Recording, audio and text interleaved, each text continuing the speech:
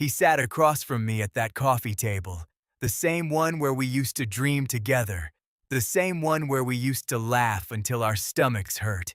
And he looked at me, really looked at me and said, like, I know what I did, and I'm sorry. I didn't say a word, because 5 years had passed, 5 years of pain, 5 years of rebuilding, 5 years of learning who I actually was without him. And now he was here, sitting in my office, asking for forgiveness. The question wasn't whether I could forgive him. The question was, should I? And that question would change everything. Again. My name is Marcus. I'm 32 years old now.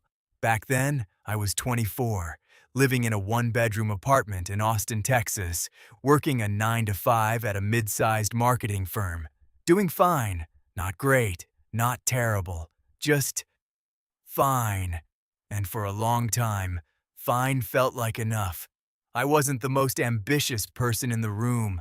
I wasn't the loudest. I wasn't the one who walked in with a plan. I was the quiet one in the back who noticed everything, the one who watched people, the one who listened when everyone else was talking.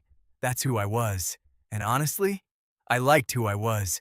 I had a small circle, a good job, and one best friend who made every single day better than the one before it. His name was Daniel. Danny, I always called him. We'd been friends since we were 11 years old, since the third week of 6th grade when he sat next to me at lunch because every other seat was taken. That's it. That's how it started. He didn't choose me. The cafeteria chose us. But after that, everything was a choice. And for 13 years, we kept choosing each other. He was everything I wasn't. Loud, charismatic, the kind of guy who walked into a room and immediately owned it. He had this energy, this magnetic pull that made people want to be around him. And somehow, through all of that, he still wanted to be around me. I never fully understood it, but I was grateful. God, I was grateful. We were different in almost every way, but we were the same where it counted. We both believed that life was supposed to be more than a paycheck. We both believed that there was something bigger waiting for us. We just hadn't found it yet. Or so I thought. If you've ever had a friendship that felt like a partnership, like a brotherhood, like something you'd never trade for anything in the world, then you already know how this story is going to hurt. Subscribe now if you want to hear all of it, because this is going to get complicated. It was a Thursday night in October. I remember it the way you remember the last good day before everything changes. Danny and I were at our usual spot, a bar called Finnegan's, 3 blocks from my apartment. We didn't go there because the drinks were good. We went there because the back booth by the window was always empty, and we could sit there for 3 hours without anyone bothering us. That night, we were talking about work. Danny had just gotten passed over for a promotion at his sales job for the 3rd time. He wasn't angry about it anymore. He was just done. I'm tired of making other people rich, he said. He was swirling his drink, not looking at me, just staring at nothing. I'm tired of showing up every day for a company that doesn't even know my last name. I nodded. I knew exactly what he meant. My situation wasn't much different.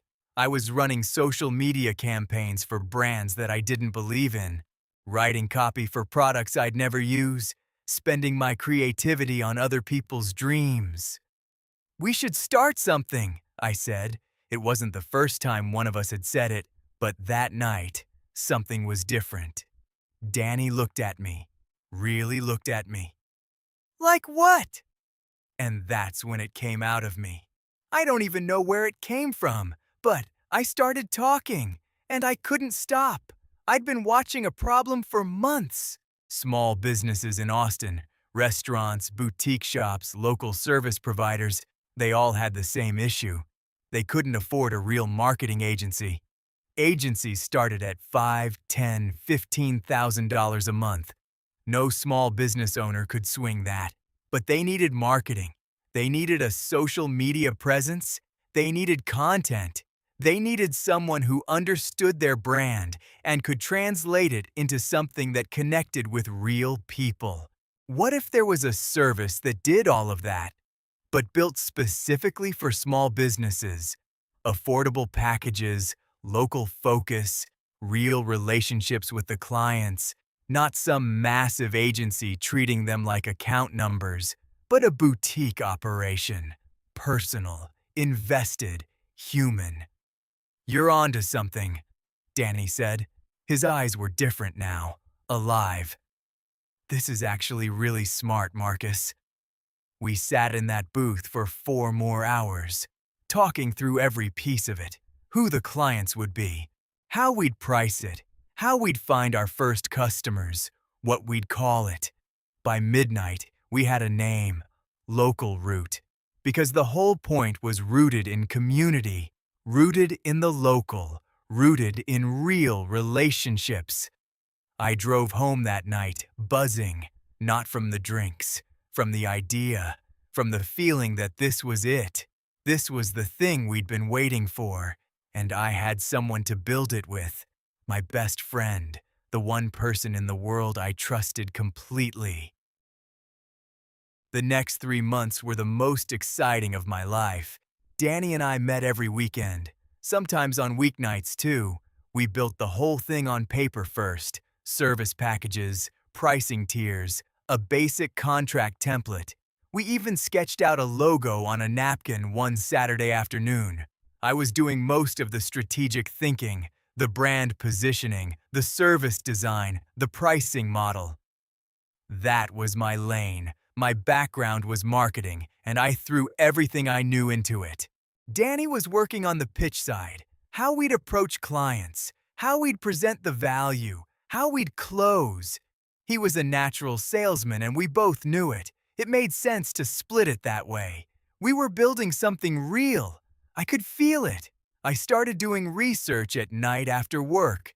Market size, competitor analysis, what similar services were charging in other cities. I built a full business plan in a Google Doc. I'm talking detailed, financial projections, client acquisition strategy, a 6-month roadmap. I sent it to Danny one Sunday night with a message that said, "Tell me what you think. I think we're ready." He replied within minutes, "This is incredible. You're a genius. Let's do this." I smiled at my phone like an idiot. I was proud. I was excited. I was ready. What I didn't know yet was that I was also being set up. Not deliberately, not at first, but looking back now, I can see the cracks forming even in those early days. Danny started getting quiet about timelines. Every time I pushed to actually launch, to get our first client, to build a simple website, to set a date, he'd say we needed more time. "We're not ready yet. Let's refine the pitch first. What if we get a client and we can't deliver?" I thought he was just being careful. I thought that was his way of being thorough. I reassured him. I told him we were more than ready. I told him the plan was solid.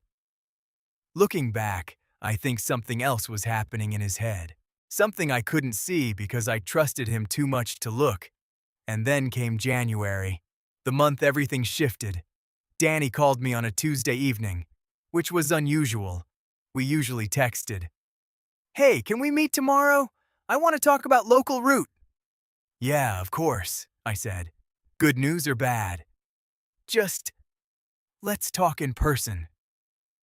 That pause, that tiny pause before, "let's talk in person." I felt something twist in my stomach right then. I didn't know what it was, but it was something. Stay with me, because what came next, I still can't fully believe it happened. We met at Finnegan's, same booth, same window, different energy. Danny was already there when I arrived. He had a drink in front of him, but he hadn't touched it. He was looking at his phone. When he saw me, he put it face down on the table. That detail stayed with me. Face down. "Hey, I said. Hey. We did small talk for maybe 2 minutes. Weather, work, nothing real. And then he leaned forward, elbows on the table, hands clasped. That posture. The confession posture. I need to tell you something, he said. Okay. I've been talking to some people about local route, about the idea. I thought he was going to say he'd found us an investor. I thought he was going to say he'd pitched it to someone and they loved it. What kind of people? I asked. He took a breath. I've been working on it, on my own, for the past few weeks. I didn't understand what he was saying, not immediately. What does that mean, on your own? I started building it, Marcus. I've already got 2 clients. The room got very quiet. Not quiet like no noise. Quiet like my brain shut everything else off so it could process what just happened. 2 clients, I repeated. Yeah, small restaurants. They're paying me already. Under. What name? He looked down. Local route. That word hit me like a door to the face. My word, my name, my idea, my business plan, and he was sitting across from me, telling me he had 2 paying clients. Without me. Danny! I couldn't say anything else, just his name. I know how this sounds, he said quickly. It doesn't sound like anything, I said. It is something. It is what it sounds like. He started explaining. He had connected with a cousin who did web design. He'd used the business plan I wrote, the actual document I sent him, as the pitch deck. He had built a basic website. He had signed contracts. He had taken our idea and stepped around me like I was a piece of furniture. I was going to tell you. When? I said. My voice was very calm. I'm not a yeller. I never have been, but calm can be more terrifying than shouting. I don't know. I thought I'd get it off the ground first, prove the concept, and then bring you in. Bring me in? Yeah. To my own company. He went quiet, because he couldn't argue with that. He knew it. I knew it. And the worst part? The absolute worst part? He didn't look guilty. He looked like he was waiting for me to understand. Like there was an explanation that would make this okay. There wasn't. I stood up. I picked up my jacket. I looked at him one more time. We're done, Danny. And I walked out. I drove home. I sat in my car in the parking lot of my apartment for 45 minutes. Not crying. Just processing. The kind of stillness that comes right before a very big feeling arrives. And when it arrived, it didn't feel like anger. It felt like grief, because it wasn't just an idea he took. It was 13 years of trust, and you can't build a business plan for that. I didn't sleep that night, or the one after. The first week was the worst, not because of the business, because of the friendship. I kept reaching for my phone to text him. It's a habit you don't realize you have until it's gone. Something funny would happen, and my first instinct was to tell Danny. Some frustrating thing at work, and my first instinct was to tell Danny. An idea I had, a question I needed to process, a stupid meme. Danny, Danny, Danny. And then I'd remember. And the hole would reopen. I tried to think logically about it. Could I fight it, legally? The name Local Route wasn't trademarked. The business plan was in a shared Google Doc that he had full access to. Nothing was officially registered in my name. I talked to a lawyer friend of a friend for a free 30-minute consultation. He was honest with me.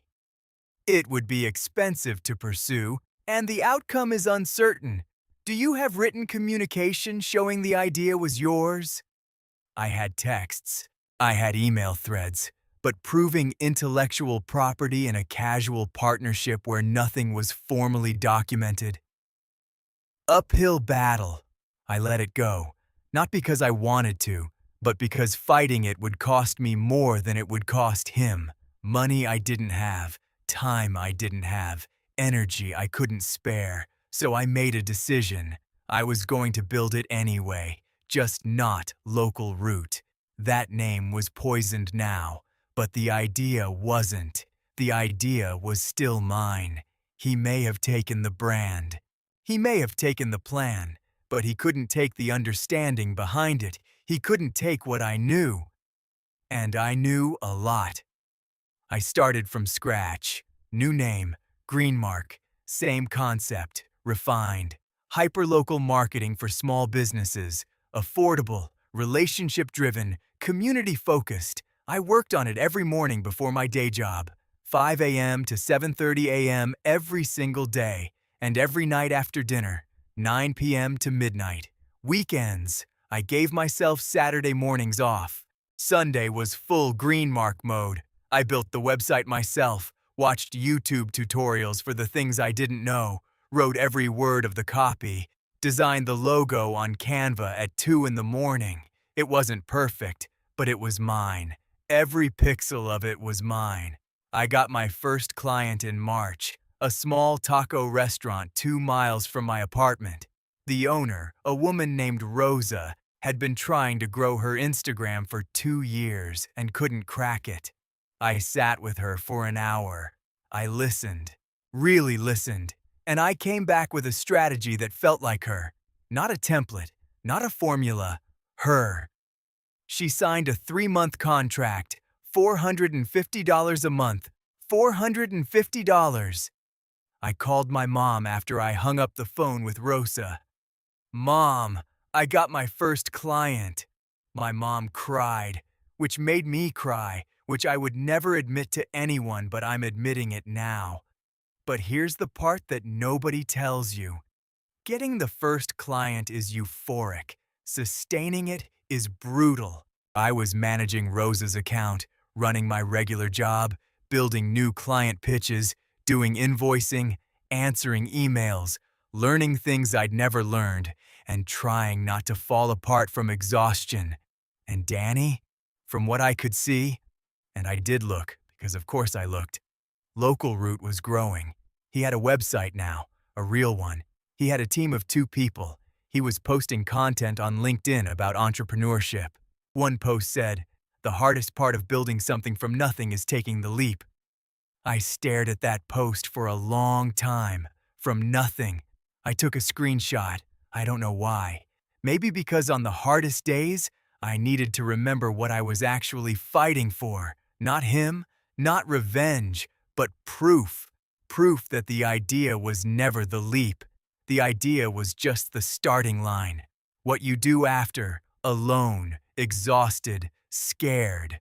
That's the leap. And I was taking it. Every single morning at 5 a.m. If you're building something on your own right now, grinding in the early hours while everyone else is asleep, I see you. And I want you to stay for the rest of this story, because it gets better. It just takes longer than you think it should. The first year of Greenmark was survival mode. The second year was traction. The third year was momentum. By the time I was 27, I had 14 clients, 14 small businesses across Austin that I was growing. I had brought on 2 part-time contractors, a graphic designer named Priya, a content writer named James.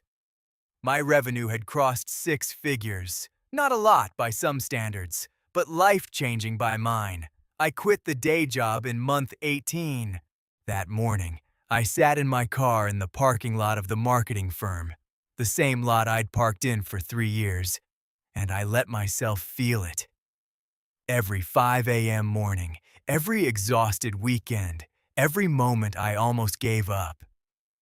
Every time I saw Danny's LinkedIn post and felt that sick mix of anger and motivation twist in my gut. It all landed in that one moment. I walked in, gave my notice, and walked out, feeling 10 pounds lighter. The thing about building something from your own pain is that it builds differently. It's not just a business, it's proof. It's a story you tell yourself when the doubt comes, and the doubt always comes. You did it once, you can do it again. You've done it every day for 2 years. That becomes your voice, your real voice, not the voice of someone who gave up, not the voice of someone who let betrayal become a ceiling. Green Mark turned 3 years old. I threw a small party at the office. Office, a real one now, a small suite on the east side of Austin, nothing fancy, but mine. Rosa came, the taco restaurant owner, my first client. She came. She brought food. Of course she brought food. And she hugged me and said, "You changed my business, Marcus. You changed my life." I told her she was the one who changed mine, because she was the first person who trusted me when I was nothing but a name and a pitch. And that trust built everything. The business was growing. But more than that, I was growing. I understood people in a way I hadn't before. The betrayal did that. Pain does that when you don't let it eat you. It shows you what you're capable of when the safety net is gone. When you're not building with someone else's energy. When it's just you and the idea and the alarm clock at 5 a.m., you find out exactly who you are. I liked who I found. I was 30 years old. Greenmark was hitting close to $250,000 in annual revenue. I was hiring. I was healthy. I was genuinely happy in a way that felt earned. And then one afternoon, my assistant knocked on my office door. "Marcus, there's someone here to see you. He doesn't have an appointment." "Who is it?" She paused. "He says his name is Daniel. Says he's an old friend." I felt it again. That twist in my stomach from 6 years ago. The same one from that phone call. The same one from the bar. "Tell him to wait," I said. I sat back in my chair. I closed my eyes for exactly 30 seconds, and I thought about all of it, every single piece of it.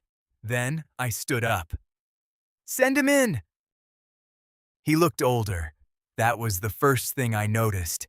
Not old, just lived in. The easy confidence I remembered was still there, but underneath it, something was different. He looked tired. He sat down in the chair across from my desk, and he looked around the office, taking it all in, the framed client testimonials on the wall, the team photos, the Greenmark logo on the window. "Nice place," he said. "Thanks." Then silence. I waited. I wasn't going to make this easy for him. I'd earned the right not to. "I've been trying to figure out what to say for about 2 years," he started. "Take your time." He leaned forward, hands clasped, that same posture from the bar, but different eyes now. "Local route failed," he said. I already knew. I'd seen it close down 18 months earlier. The website went dark. The LinkedIn posts stopped. I had noticed. "I'm sorry to hear that," I said, and I meant it. Not fully, but genuinely. Somewhere underneath everything, I meant it, because I knew what it felt like to build something and watch it struggle. "The clients I had, I couldn't keep them. I didn't really understand what I was doing." He paused. "You understood. You always understood. I just had the energy." "Danny, let me finish, please." I sat back. "I took something from you that wasn't mine to take. I told myself I was going to bring you in. I told myself it made sense to prove it first. But that was a lie I told myself so I didn't have to admit what I was actually doing." "Which was?" "I was scared that if we did it together, it would always be your idea, and I wanted it to be mine." That honesty hit me. Hard. Not because it excused anything, but because it was real. It was the first real thing he'd said since I walked out of that bar 6 years ago. "I was jealous of you," he said. "Of me. You always had this clarity. This quiet way of seeing everything. I was always louder, more visible, but you were always smarter, and I hated that I needed you more than you needed me. I let that sit in the air between us. I needed you," I said quietly. You were my best friend for 13 years. I needed you more than I ever told you." He looked down. "I know. And you took something from me. You took the idea. You took the plan. But mostly you took the trust. And I had to rebuild everything, including the part of me that believed in people." "I know. Do you?" He looked up. His eyes were wet. "I know. Marcus, I'm not here to ask for anything. I'm not here to ask for a job or a partnership or for us to pretend it didn't happen. I'm just here because I couldn't keep going without saying, I'm sorry." "It took you 6 years. It took me 6 years to deserve to say it." That line, that one line, landed somewhere unexpected. Because I understood it. Sometimes you're not ready to apologize, not because you don't know you were wrong, but because saying it out loud means you have to fully become the person who did it, and that's the hardest part. I looked at him for a long moment. 6 years of mornings, 6 years of grinding, 6 years of carrying something that I built to replace something he took. And now he was here, older, humbler, real. "I don't know if I can give you the friendship back," I said. "I'm not asking for it back. But I can give you this." I reached into my desk. I pulled out a business card. Green mark, my name on it. "We're growing. I'm hiring a new business development person. The job is real. The pay is real. What happens next is completely up to you." He stared at the card, then at me. "Why?" "Because you were right about one thing. You had the energy. You always had the energy. And I spent 6 years proving the idea worked. Now I need someone who can sell it. You want to work with me. I want to find out if the person sitting in that chair is the man who betrayed me or the man who just spent 2 years finding the courage to walk through my door." He picked up the card. He held it with both hands, like it was fragile. "Thank you," he said. "Don't thank me yet," I said. "Trust is earned. You know that now." He nodded. "I do." And for the first time in 6 years, the silence between us didn't feel like distance. It felt like the beginning of something, not the same thing, something new, something that had been through fire and came out different. Maybe better, maybe not, but real. I've thought about that day 1,000 times since. People ask me why I gave him the card, why I didn't close the door and walk away. And the honest answer is this. I spent years being angry at Danny, but I never stopped believing that people could change. If I stopped believing that, then all the growth I'd done, all the 5 a.m. mornings, all the clients I'd fought for, all the rebuilding, it would have been in service of nothing but bitterness. And bitterness is a heavy thing to carry. It doesn't hurt the person you're angry at, it only weighs you down. Danny came to work at Greenmark 3 weeks after that meeting. He was good, not immediately, but consistently. And consistently is better than immediately every single time. We are not the same as we were at 11 years old eating lunch in a cafeteria. We are not the same as we were at 24 in a booth at Finnegan's dreaming out loud. But we are something honest. Something that went through the worst version of itself and decided to try again. And I think that's worth more than a friendship that never got tested. Because tested things either break completely or they become unbreakable. Here's what I want you to take from this story. Your idea is yours. Not because you wrote it down, not because you had it first, but because no one else will work for it the way you will. No one else will bleed for it the way you will. No one can take an idea out of your hands and do with it what you would do. The betrayal almost stopped me. Almost.